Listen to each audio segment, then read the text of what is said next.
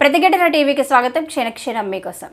రానున్న పార్లమెంట్ ఎన్నికలు భారతదేశ ప్రజల భవిష్యత్తు చూపే ఎన్నికలని, మళ్లీ బీజేపీ ప్రభుత్వం అధికారంలోకి వస్తే ప్రజాస్వామ్యం బతికి ఉండదని 2 పర్యాయాలు అధికారంలో ఉన్న బీజేపీ నరేంద్ర మోడీ ప్రభుత్వ రంగ సంస్థలను ప్రైవేటు పరం చేసి పెట్టుబడిదారులకు తాకట్టు పెట్టిందని భారత కమ్యూనిస్టు పార్టీ సిపిఐ జాతీయ కార్యవర్గ సభ్యులు, సిపిఐ పక్ష నేత చాడ వెంకటరెడ్డి అన్నారు.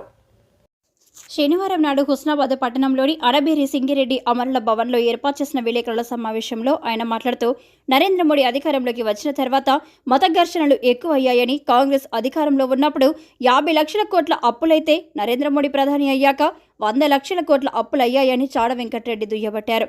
నరేంద్ర మోడీ ఎన్నికల ముందు ప్రజలకిచ్చిన హామీలను అమలు చేయకుండా నిర్లక్ష్యం చేస్తూ డీజిల్, పెట్రోల్, వంట గ్యాస్, నిత్యావసర వస్తువుల ధరలు అధికంగా పెంచి జీఎస్టీ తెచ్చి సామాన్య పేద మధ్య తరగతి ప్రజల భవిష్యత్తు దెబ్బతీయాలని కుట్ర చేసి పెట్టుబడిదారులకు కొమ్ము కాస్తున్న నరేంద్ర మోడీ ప్రజల్లో తీవ్ర వ్యతిరేక పవనాలు చూసి రానున్న పార్లమెంటు ఎన్నికల్లో ఓటమి అనే భయంతో ఇప్పుడు మళ్లీ రాముడి జపం చేస్తూ జనంలోకి రావడం విడ్డూరంగా ఉందన్నారు. ఈ సమావేశంలో సిపిఐ రాష్ట్ర సమితి సభ్యులు, మాజీ వైస్ ఎంపీపీ గడిపే మల్లేష్, సిపిఐ జిల్లా కార్యవర్గ సభ్యులు ఎడల వనేష్, అందే అశోక్, అక్కన్నపేట, కోహెడ మండలాల సిపిఐ కార్యదర్శులు కొమ్ముల భాస్కర్, ముంజ గోపి, సిపిఐ మండల నాయకులు ఐలేని మల్లారెడ్డి తదితరులు పాల్గొన్నారు. వాళ్ళే అన్నారు 100 రోజుల దాకా మేము చేస్తున్నాం. 100 రోజులు కాకపోతే 30 రోజులకి స్టార్ట్ చేస్తాం. కాబట్టి వాళ్ళన్నమాట కూడా వాళ్ళు అంటే వాళ్ళ అధికారం కోల్పోయిన దాని నుంచి కోల్పోలేదు. వాళ్ళ అధికారం 10 ఏళ్ళు అనుభవించినాక కాబట్టి దాని నుంచి కోల్పోలేదు. ప్రజాస్వామ్యంలో గెలుపోవటం సహజం, వెళ్తాం ఓడతాం. కాబట్టి గెలిస్తే ఇప్పుడు గద్దరేయాలి, ఓడిపోతే నిరాశ కాదు. ప్రజల మధ్య నుండి ప్రజాస్వామ్యం తీసుకొని పనిచేయడం, పరమావధిగా పనిచేయాలని తెలంగాణలో మాత్రం ఒక ఉద్యమంగా అందరికీ సంతోషం అయితే కలుగుతున్నది. ఒక మంచి ప్రజాస్వామ్యం అది ప్రజలు కలుస్తున్నారు. అందరూ మేము పోతే సిగరెట్లో ఉంటే కుప్ప దెబ్బలో ఉంటుంది, ఎక్కడ పోయినా మట్టి దగ్గర దగ్గర కనపడుతుంది. అర్థం లేదు చెప్తున్నాం, సెక్రటరీ దగ్గర వెళ్ళాలి. ఇప్పుడు కలెక్టర్ అట్లా ఉంది కనపడుతుంది. అందుకనే ఒక ప్రజల పాలన అనేటువంటి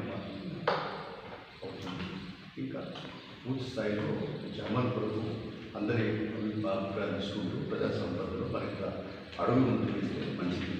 తెలంగాణ తెచ్చుకున్నందుకు ఇచ్చిన కాంగ్రెస్ కానీ పోరాడిన సిపిఐ కానీ ఒక గౌరవం ఉంటుంది. అడుగుబట్టం పెద్దలు పెద్ద విషయం ఇది జరిగింది.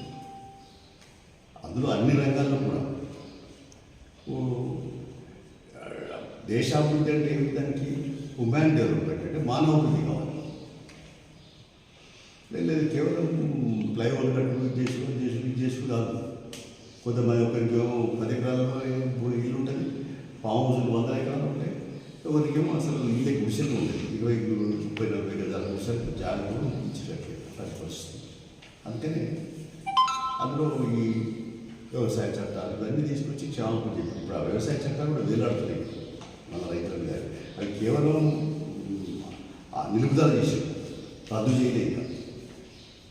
ఇలాంటి అనేకమైనది వలస కార్మికులు కరోనా చూసాం, 20 కోట్ల మంది వలస కార్మికులు చూసాం.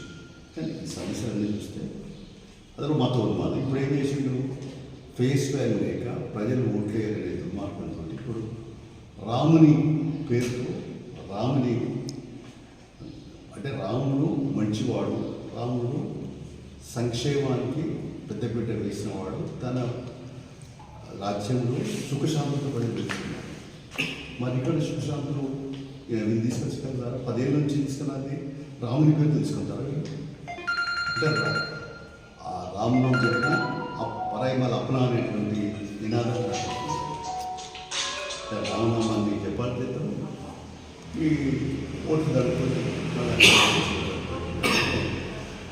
వామపక్షాలు ప్రగతిశీల అందులో ప్రశ్నించే మంత్రుల బయట రాజీనామా కేసు పెట్టి జైలు పెట్టి నామం చేసింది. కాబట్టి బీజేపీ ప్రకారం దేశంలో ప్రచారంతో చేస్తూ ఉంటాం. ఇక్కడ ఇండియా కూటమి ఇండియా కూటమి అనేది ఏర్పాటు చేసినారు. ఫస్ట్ ఇండియా కూటమిలో కూడా ఒకరిద్దరు నితీష్ కుమార్ వెళ్ళిపోయి మమతా బెనర్జీ ఆమె స్థాయిలో ఉన్న ఇప్పుడు కూడా కాంగ్రెస్ వాళ్ళు పెద్దన్న పాత్ర వహించాలి. ఇది ఒక రకంగా చెప్పాలంటే ఇది దేశ భవిష్యత్తు ఎన్నికలు, కాంగ్రెస్కు సంబంధించిన ఎన్నికలు కాదు. రేపు ప్రజాస్వామ్యం ఉండన్నా లేకుంటే నియంత్రణకు రావాలి. ప్రజాస్వామ్యం ఉండాలంటే నరేంద్ర మోడీ సర్కార్ ఉంచాలి. మనం ఇప్పుడు అబ్జర్వ్ చూస్తే గమనిస్తే ఇండియా కూటమి కూడా కేవలం తెలంగాణలో సిపిఐతో కొట్టు పెట్టుకున్నది. అది కూడా ఒక్క సీటు అనివార్యంగా మేము కేసీఆర్ అంటే టీఆర్ఎస్ ఓడించాలి కాబట్టి సర్దుబాటు చేసుకున్నాం. ఛత్తీస్గఢ్లో మాకు 16 సీట్ల కూడి చేశాం. మేము ఒక 3000 ఓట్లతోటే ఒక సీటు పోయింది. అది కూడా గుర్తు రాక ఫస్ట్ పేజ్లో మాకు సింబల్ అందలేదు, అందకపోయింది బస్తాలో ఛత్తీస్గఢ్. అంటే ఆ రకంగా ఛత్తీస్గఢ్లో స్వీజా చేసుకున్నాం, ఆవిడ సరైన చేసుకున్నాం. రాజస్థాన్లో 2 ఎమ్మెల్యేలు సిపిఐ ఉంటే ఆవిడ కూడా వాళ్ళతో చేసుకున్నాం. ఇవన్నీ విషయాలు జాతీయ స్థాయి నాయకత్వానికి మా నాయకత్వం ఎప్పటికప్పుడు తీసుకొస్తూ ఉంది. తర్వాత మేము కూడా నిన్న మొన్న రాష్ట్ర నాయకులు కలిసినప్పుడు ఎవరైనా మాట్లాడినప్పుడు చెప్తా ఉన్నాం, మమ్మల్ని సలహాలకు చెప్తా ఉన్నాం, మీరు కేంద్రం పైన ఒత్తిడి పెంచండి. ఇండియా కూటమి బలోపేతమే రేపు దేశ భవిష్యత్తు, ప్రజాస్వామ్య భవిష్యత్తు ఆధారపడిందని చెప్తాను.